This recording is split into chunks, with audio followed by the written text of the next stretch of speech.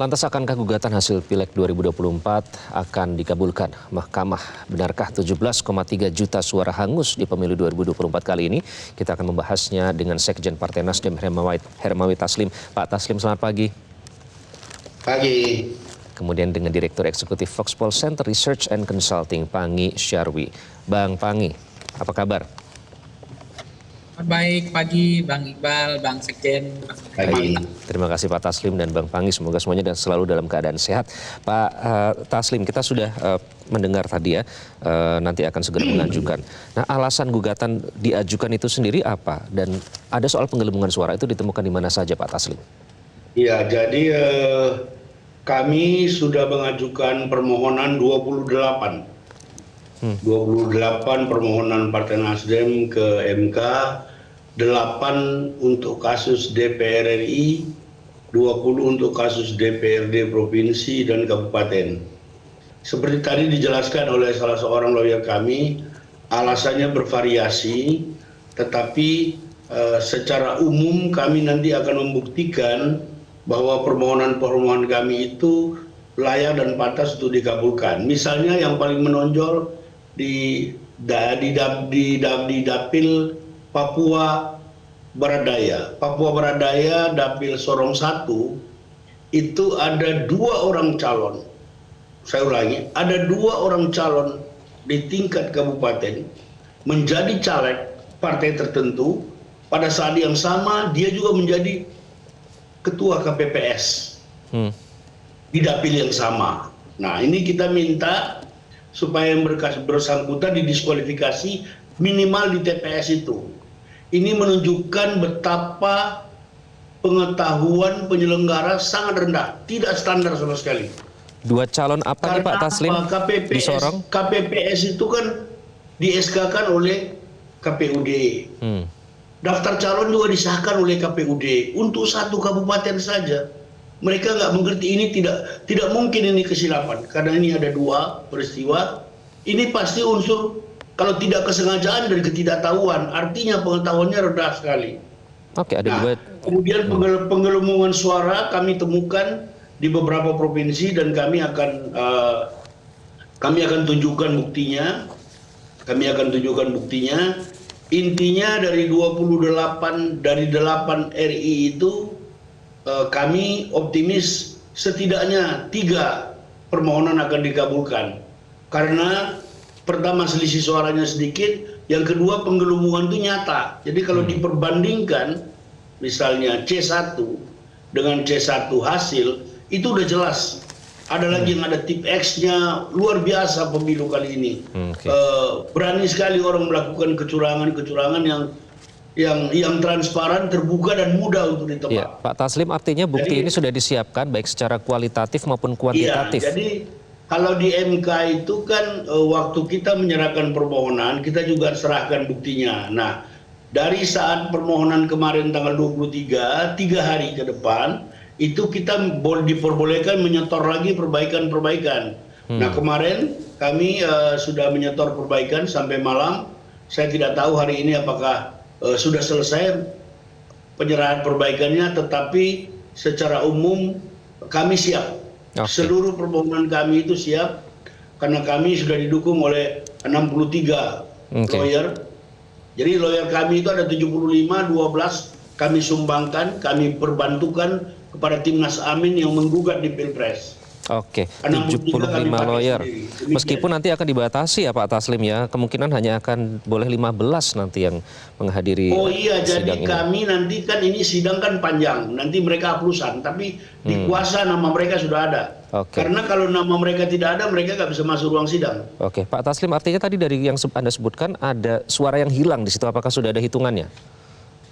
Ada suara yang hilang, ada hitung-hitungan kita, ada bukti perbandingan, semua di pembuktian kita ada. Semuanya ada. Dan lampiran-lampirannya itu kita sudah verifikasi dan kita sudah sahkan juga, sudah legalisir. Sehingga mudah sekali bagi MK untuk melihat itu semua. Oke, baik Bang Pangi, tadi soal suara yang hilang ya. Ada pihak yang memprediksi bahwa sekitar 17,3 juta suara ini disebut-sebut hangus atau terbuang dalam pemilu kali ini. Tanggapan Anda? Oh iya, jadi kami nanti kan ini sidang kan panjang, nanti mereka haplusan, tapi di kuasa nama mereka sudah ada. Karena kalau nama mereka tidak ada, mereka nggak bisa masuk ruang sidang. Oke, Oh iya, jadi Iya, tentu Bang Iqbal, ya, ini musibah demokrasi juga yang perlu tidak bisa kita anggap sepele ya, bahwa ada 17 juta suara tidak bisa rekapitulasi yang kemudian sudah ditetapkan itu dikonversi menjadi kursi di parlemen. Itu artinya apa Bang Iqbal? Banyak anggota mereka yang sudah memilih anggota DPR kemarin, bahkan ada suaranya yang seperti Ahmad Bedowi P3 itu setahu saya udah hampir 300.000 lebih ya. Kemudian mereka tidak punya anggota DPR hari ini di parlemen. Artinya mereka nggak menjadi yatim piatu lah, tidak punya anggota parlemen atau wakil rakyat mereka di parlemen. Ada juga beberapa yang kemarin di partai yang nggak lolos di parlemen, misalnya di Perindo atau di Gelora atau di partai-partai lain. Setahu saya juga ada yang 150.000, ada yang 100.000 juga tidak berhasil karena tidak lolos ambang batas parlemen. Nah ini juga perlu menjadi hal yang sangat menarik untuk dicermati. Yang kedua adalah soal misalnya Nasdem di Jawa Barat misalnya ada suaranya hilang 600 di tingkat PPK. Itu kan juga menjadi perhatian serius, kok bisa suara ketika rekapitulasi berjenjang bertingkat kita ini Bang Iqbal ya, tentu ada konsekuensi yang tidak main-main. Banyak suara yang hilang, banyak penggelembungan, bahkan ada oknum yang menginput sendiri gitu. Kemudian ada yang kemudian diserekap C1 planonya yang telat, bahkan yang tidak diupload, ada yang kemudian hilang. Nah ini kan problem-problem yang wajar kemudian hak-hak mereka itu mereka menggugat ya ke MK karena rekapitulasi berjenjang bertingkat yang seringkali saya sampaikan memang ada potensi yang disebut dengan penggabungan suara hilang, kemudian migrasi, bahkan mengambil suara-suara yang tidak lolos di ambang batas parlemen itu migrasi suaranya hilang gitu. Kemudian suara-suara tidak sah dikonversi juga banyak kemudian menjadi kursi misalnya. Nah ini hal-hal yang semacam ini kan sebetulnya ada yang dirugikan. Jadi saya pikir apa yang dilakukan oleh Nasdem dan teman-teman partai lain untuk menggugat ke MK, saya pikir dalam konteks yang mereka betul-betul ingin memperjuangkan hak mereka yang selama ini mereka punya suara tiba-tiba kemudian ada secara sistematis ya, ada yang berani, saya nggak tahu ya, ada seberani itu bersungguh-sungguh untuk mengambil haknya yang tidak menjadi haknya gitu. Oke, Bang Panggi, saya minta komentar sedikit tadi Pak Taslim menyebutkan bahkan di Sorong ya ada 2 calon yang ketua KPPS. Tanggapan Anda itu bisa terjadi? Ya itu artinya memang kan yang berbahaya itu kan di tingkat KPPS ya, PPK sampai kabupaten kota, provinsi, karena memang kelemahan rekapitulasi berjenjang bertingkat di situ. C1 plano sebagai alat kontrol itu juga kadang-kadang tidak bisa kita cermati karena kan ini 820.000 TPS. Jadi saya pikir ya bahwa memang ada di PPK penggelembungan, ada oknum ya, ada yang kemudian udah rahasia umum gitu. Ada bahkan komisioner katanya ada yang main di tingkat PPK di kabupaten kota kemudian yang berupaya untuk menginput merubah hasil dan seterusnya. Jadi hal-hal yang semacam ini tentu banyak dirugikan di partai ya, di kecurangan. Makanya kan ada ide ya, masukan dari beberapa teman aktivis kelompok-kelompok untuk memperbaiki kualitas demokrasi kita. Kenapa kita nggak buat rekapitulasi di tingkat TPS atau KPPS saja? Karena di situ ada C1 planonya, kotak suara bisa dibuka kembali, ada saksinya. Karena semakin ada rekapitulasi berjenjang bertingkat, itu setiap jenjang bertingkat itu memungkinkan berpotensi terjadinya penggelembungan suara yang hilang, suara yang datang, itu ada potensi. Tetapi kalau misalnya di satu tingkatan di TPS atau di KPPS, sebenarnya kan potensi itu nggak ada. Buktinya kan misalnya quick count Vox Poll kemarin, kita bisa rekapitulasinya dari TPS, walaupun hanya 2.000 TPS yang kita pakai, itu yang kita input secara nasional gitu. Nah, apakah itikat itu tidak ada atau memang dengan sistem jenjang bertingkat ini ada potensi untuk yang tadi itu sesuatu menambah suara siluman dan seterusnya. Dan itu seharusnya kasus seperti ini tuh tidak usah terjadi karena ada pelanggaran di situ jika diawasi oleh Bawaslu ya, Bang Panggi dan Pak Taslim ya. Nanti kita akan kembali usai jeda. Dalam Selamat Pagi Indonesia kami akan lanjutkan perbincangannya sesaat lagi, tetaplah bersama kami. Anda kembali di Selamat Pagi Indonesia pemirsa, kami masih bersama dengan Pak Taslim dan Bang Panggi. Pak Taslim ada 28 yang nanti akan diajukan, itu dari 8 DPR RI, 20 DPRD Provinsi Kabupaten. Pihak tergugatnya siapa Pak Taslim?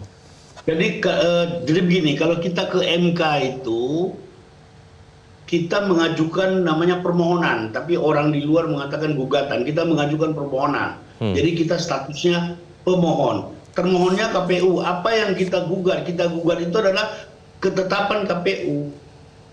Jadi semua partai yang mengajukan permohonan atau dalam bahasa rakyat yang mengajukan gugatan ke MK, termohonnya atau tergugatnya itu ya KPU, KPUD. Nah, nanti pihak yang dipersoalkan itu ikut sebagai yang namanya pihak terkait. Demikian. Tapi begini, saya mau lengkapi keterangan Pak Pangi tentang parliament threshold. Dengan tetap menghormati keputusan MK, saya duga MK tidak menyelami semangat pembuat undang-undang. Parliament threshold itu perlu dalam rangka konsolidasi demokrasi. Saya ulangi, dalam rangka konsolidasi demokrasi menuju penyederhanaan partai. Jadi idealnya setiap pemilu parliament threshold itu naik. Nasdem pada pemilu kemarin itu menawarkan 7%. Kenapa? Kalau mau ikut pemilu itu ya harus serius, harus kerja keras. Jadi bukan soal hak asasi semua orang bisa ikut, bukan itu poinnya. Ini kompetisi politik. Jadi parliament threshold itu harus ditinggikan supaya apa? Supaya yang masuk ke parlemen itu adalah partai-partai yang representatif. Ini ada, maaf ya, dengan segala prestasinya di pemilu kali ini ada partai seluruh Indonesia suaranya kalah sama seorang Komeng. Apa partai yang seperti itu layak masuk parlemen? Seorang Komeng yang DPD Jawa Barat suaranya lebih tinggi daripada suara partai se-Indonesia. Nah, itu satu contoh kasus ya. Ini yang ingin disasar. Ini sebenarnya semangat penyelenggara. Sebagai semangat pembuat undang-undang, parliament threshold itu mutlak diperlukan. Nah, kalau sekarang amanat Mahkamah Konstitusi minta DPR untuk mengkaji ulang, membuat alasan-alasan, saya kira DPR yang akan datang pasti memberikan alasan. Tapi menurut kami, parliament threshold diperlukan dan sampai pada batas tertentu mencapai jumlah ideal partai politik di Indonesia. Jumlah ideal partai politik di Indonesia itu berapa? Pak Pangi mungkin sebagai peneliti tahu. Tapi bagaimana dengan kader-kader berkualitas di luar, Pak Taslim? Mewakili aspirasi masyarakat Indonesia yang plural. Partai yang Pancasila tapi bersemangatkan Islam perlu berapa? Yang nasionalis perlu berapa? Yang kekaryaan perlu berapa? Sampai di situ kita berhenti, kita punya jumlah partai ideal, demokrasi kita semakin sehat. Begitu menurut saya. Jadi parliament threshold itu mutlak diperlukan. Baik, Bang Pangi. Untuk beri batas siapa yang main-main, siapa yang sekedar ikut-ikutan di pemilu atau siapa yang sungguh-sungguh mengurus partai ini setengah mati. Tapi ada juga yang menyatakan bahwa Pak Taslim sebenarnya banyak kader yang berkualitas katanya, tapi karena tidak punya kendaraan politik di parpol yang besar sehingga langkahnya harus terhenti di Senayan karena tidak memenuhi parliamentary threshold. Bang Pangi, tanggapan Anda, apakah parliamentary threshold ini masih hal yang tetap bagus menurut Anda dalam pemilu dan spesifik ambang batas 4% ini? Ya, sebenarnya kan begini, memang ada sistem yang dianggap sistem Sunlight ini kan juga mengatakan memang ada alasan semakin tinggi parliamentary threshold maka semakin terseleksi partai politik dengan baik. Yang kedua, ada juga mazhab pandangan masyarakat menyatakan bagaimana suara yang tidak sah yang 17 juta ini solusinya terbaik supaya mereka tetap punya anggota parlemennya sebagai wakil rakyatnya supaya suaranya nggak terbuang sia-sia. Itu juga menjadi perhatian. Tapi apa yang disampaikan Bang Taslim sebagai Nasdem juga wajar karena memang partai-partai yang ada di parlemen sekarang tentu ingin menghalau juga partai-partai baru karena bagaimanapun mereka ingin menjaga eksistensi juga. Tetapi lain cerita juga sebenarnya kalau misalnya partai di luar koalisi pemerintah, di luar parlemen hari ini yang nggak lolos, tentu mereka punya keinginan juga ingin masuk ke parlemen gitu dengan parliamentary threshold yang rendah. Karena begini, dulu Nasdem itu sama Hanura setahu saya boleh di cross check. Itu kalau pakai ambang batas 4% di awal-awal, itu partai Nasdem atau Hanura waktu itu nggak lolos sebetulnya. Sebentar, partai Nasdem pada kepesertaan pertama itu sudah 6,7%. Jadi Nasdem itu baru 3 kali ikut pemilu, ketiga-tiganya lolos. Jadi 6,sekian %, kemudian 9, sekian %, sekarang juga sekian 6,9%. Oke. Berarti saya salah tadi mungkin. Jadi artinya partai memang lain yang dimaksudkan Pangi. Tapi kalau Partai Nasdem, sejak kehadirannya di Republik ini, dia selalu lolos parlemen. Oke, baik, sudah dikonfirmasi. jadi- Silakan Bang Pangi lanjutkan. ya saya pikir memang itulah memang selera begitu ya, yang di dalam parlemen tentu nggak mau juga terlalu banyak karena pengambilan keputusan jadi lama, kemudian instabilitas politik, kemudian terjadi istilahnya tidak kompatibelnya sistem multipartai dengan presidensial yang disampaikan Scott Manwaring, sehingga terjadi deadlock ketika banyak partai di parlemen sehingga stabilitas politik tidak terganggu.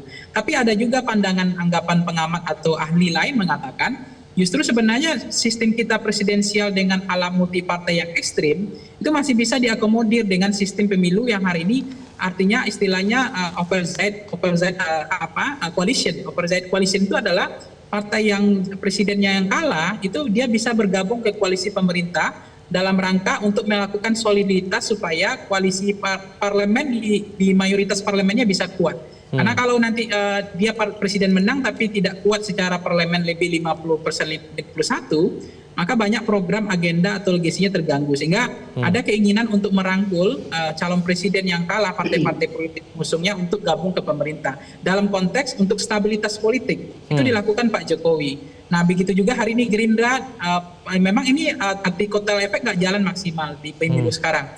Harusnya kan Gerindra pemenangnya Pak Prabowo, automatically harusnya kan kotel efeknya kalau nggak split ticket voting harusnya partai pemenangnya Gerindra, tapi faktanya kotel efek pada pemilu kali ini mazhabnya nggak berjalan dengan baik, tidak maksimal, sehingga memang Gerindra juga punya kepentingan agenda untuk merangkul koalisi sebesar-besarnya agar mayoritas di parlemen, sehingga sistem presidensial kita hari ini juga tidak bisa berjalan dengan maksimal dan artinya dengan mau banyak atau sedikit sebenarnya menarik juga kalaupun presidensial kita ini sistemnya partainya banyak, ya itu buktinya hari ini Pak Jokowi 10 tahun stabil. Gitu. Oke. Nah, baik. tapi kalau misalnya kita ingin sedikit partai, ingin cepat ngambil keputusan, ya itu dikembalikan kepada legasi pembuat undang-undang daripada parlemen. Oke, baik, itu soal parliamentary threshold.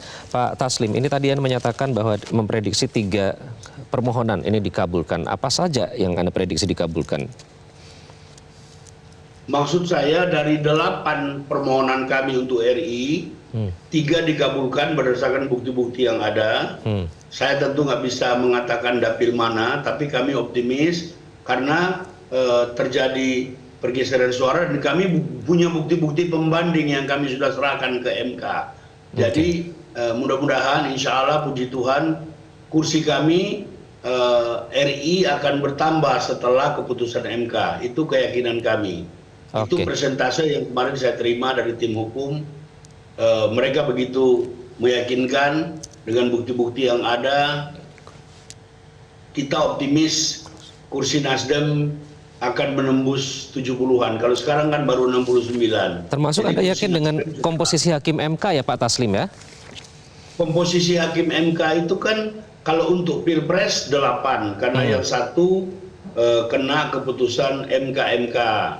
Kalau ke yang 9 itu nanti mereka dibagi 3 klaster masing-masing 3 orang. Begitu biasanya. Tadi Pak Suhartoyo juga mengatakan seperti itu. 3 panel. Jadi satu panel itu bertiga dipimpin oleh 1 orang. Biasanya para pimpinan. Pimpinan itu ketua, wakil ketua, dan mantan wakil ketua. Jadi saya duga panelnya 1 dipimpin oleh Pak Arief, 1 dipimpin oleh Pak Suhartoyo, 1 dipimpin oleh Profesor Saldi Isa. Ini dugaan saya berdasarkan pengalaman-pengalaman ber-MK beberapa tahun ini. Baik, terima kasih Pak Taslim, Bang Pangi sudah bergabung di Selamat Pagi Indonesia. Jelajahi cara baru mendapatkan informasi. Download Metro TV Extend sekarang.